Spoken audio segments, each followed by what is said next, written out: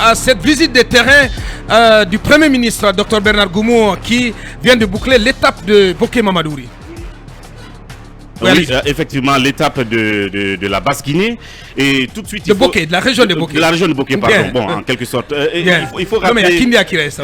Oui, il faut rappeler que, disons que le PM se met dans l'esprit du soleil, dans l'esprit de Mamadi Doumbouya, qui semble être très porté, très focus sur les projets, que ce soit routier ou électrique, anciens ou nouveaux. En tout cas... on sent qu'il veut qu'il y ait quelque chose de concret. Ouais. Et donc, vous avez des projets de bitumage qui sont là. Et donc, de ce fait, il a donné un mot d'ordre. C'est que partout où il y a un investissement public, il faut assurer un suivi rapproché. Ouais. Et c'est le PM lui-même qui l'a dit lors d'une de ses sorties dans la région de Bokeh. Et je crois que c'est ce qu'il est en train de matérialiser. Il a décidé donc de se mettre sur le terrain. Et cela a commencé par Bokeh. Il va aller dans toute la Guinée. Pour donc d'abord contrôler les projets anciens ou nouveaux qui sont en cours pour savoir quel est leur nouveau niveau d'avancement ou d'exécution, les petits problèmes qu'il peut y avoir pour les régler. Et puis, dans son sillage, on a vu qu'il a, par exemple, inauguré des postes électriques à certains endroits. Notamment à Kolabouni. À Kolabouni, à d'autres endroits, avec le ministre de l'enseignement technique, ils ont inauguré des écoles de formation. Notamment, et ce qui m'a frappé, c'est l'école de l'agriculture et de l'élevage de Koba. L'école qui avait complètement disparu, qui avait pratiquement disparu et qui est restée là tout le long du régime d'Alpha Condé. Et cette école, aujourd'hui, entièrement rénovée, rééquipée, c'est à saluer. Oui, je pense que c'est une performance qu'il faut noter de passage, n'est-ce pas? Dû justement, si vous voulez, au dynamisme du ministre de l'enseignement technique, monsieur Alpha Bakar. Et puis, bien d'autres choses. Hein. Il a rencontré les citoyens dans certaines zones et il a participé aussi à la fameuse journée d'assainissement et tout le reste. Donc, on sent que lui-même veut être un peu vivant, n'est-ce pas? Parce que apparemment Charles Wright lui avait volé la vedette en la matière. Donc ce n'est qu'une première étape et il a terminé cette étape-là par la ville de Fria. Je crois que c'est là où il était avant donc peut-être de remonter et après continuer. Après continuer peut-être sur d'autres régions. Voilà, continuer sa farandole. Bien, on notera également sur le parcours du Premier ministre dans la région de Bokeh son regard sur des travaux routiers, notamment sur la route Bokeh-Kebo et sur Gawal. Bokeh-Gawal, Talibé.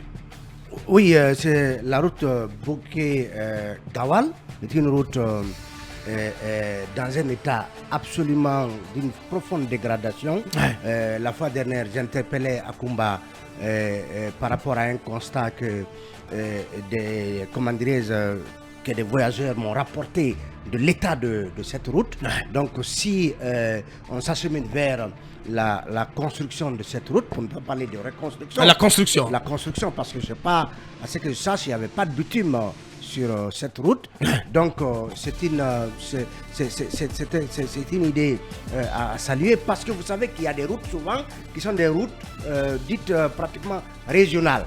Quand vous prenez Koya, Fourekaria, et puis Pamlap. C'est également du côté le cas Bokeh d'Abis Kebo. Pour relier la Guinée-Bissau. Ou Kankan Sigiri Koulemane. Effectivement. Donc c'est des routes transfrontalières qui, Aboubakar, très souvent, gagnent plus facilement des financements parce que les bailleurs, les partenaires internationaux sont Bokeh-Kebo financé par la BID, la Banque Islamique de Développement. La Banque Islamique de Développement. Donc il faut espérer que cette route se réalise rapidement, parce que on ne peut pas penser le développement, on ne peut pas désenclaver nos localités, nos villes sans ces routes bitumées.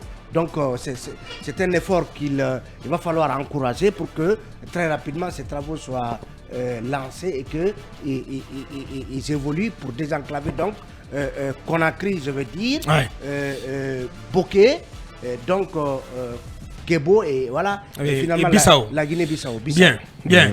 Et pendant ce temps, toujours au sujet de cette visite à Kumba, peu de choses ont été dites. Parce qu'on parle de la région de Bokeh, c'est une région minière par excellence. Peu de choses ont été dites sur le volet minier. En tout cas, le volet minier n'a pas ou presque pas figuré à l'agenda de cette visite du Premier ministre. Certainement que M. le Premier ministre a défini d'abord les thématiques sur lesquelles il allait intervenir à Bokeh. Ouais. Et je pense que l'Institut des mines et géologie de Bokeh venait de boucler un colloque sur les droits de l'homme, c'est-à-dire sur de quelle manière l'exploitation minière pourrait entrer dans le développement et en respectant les droits de l'homme. C'est organisé évidemment en partenariat avec la structure des Nations Unies chargée des droits de l'homme. Je pense que le colloque avait suffisamment évoqué cette question. Et j'ai compris que M. le Premier ministre était plutôt venu pour inaugurer la ligne de transport électrique. Vous savez, Bokeh, souvent il y a un problème. Chaque fois que le courant manque, et on s'attaque aux infrastructures minières. Parfois même on bloque le train. Donc je pense qu'il s'est beaucoup plus apaisanti sur cela. Bien. Mais j'aimerais bien l'inviter à Gawal chez moi. Bien. Non, je pense qu'il va y passer. J'aimerais bien l'inviter maintenant à Gawal chez moi pour qu'il goûte un peu à l'état de la route. Parce que c'est la route la plus facile à travailler. Mais c'est la route qui a toujours été oubliée. Bien. C'est la route où toutes les infrastructures existent déjà. Vous savez, ceux qui se spécialisent dans les erreurs dans le secteur minier étudient 3 erreurs. Vous avez l'erreur qu'on appelle aujourd'hui l'erreur zimbabwéenne, l'erreur de Cecil Rhodes, c'est-à-dire que le blanc a construit un chemin de fer croyant que l'or existait tellement qu'il fallait le transporter par le train. Et le train arrive, on ne trouve pas suffisamment d'or, on se consacre à l'agriculture.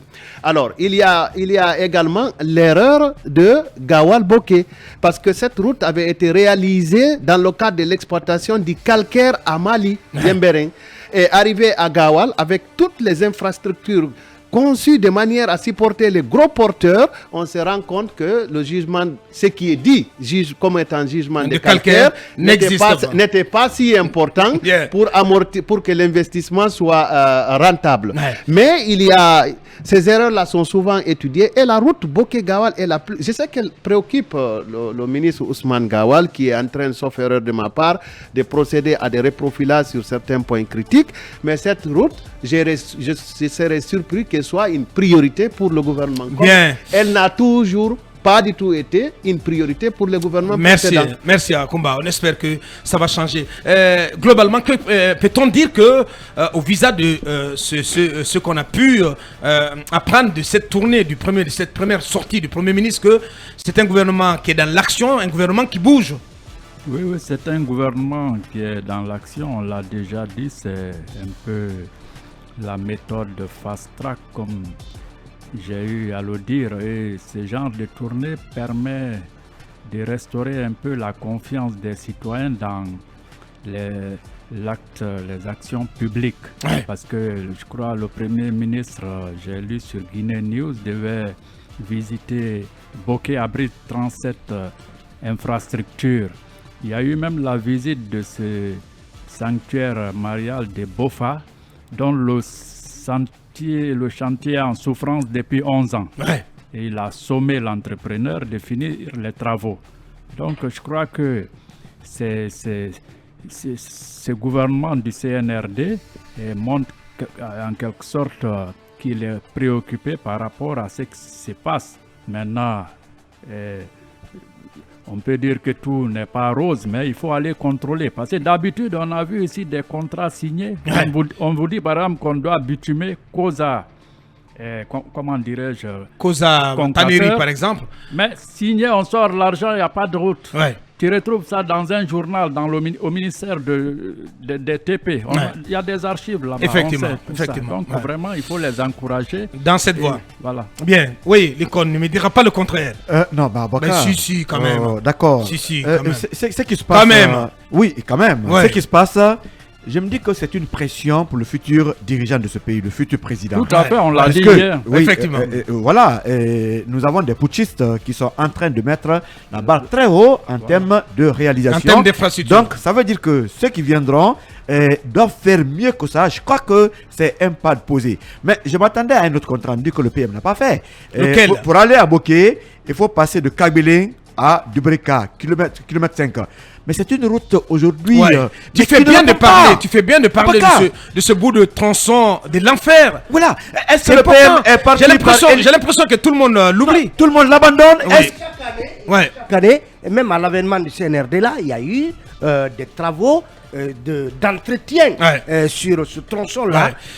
Comment dirais-je? Parce que honnêtement, Dubreka est difficile d'accès. Mais à cause de cette voie. C'est du travail fond de teint qu'on fait sur cette route. Je me demande si le PM a pris l'hélico pour aller à Boké.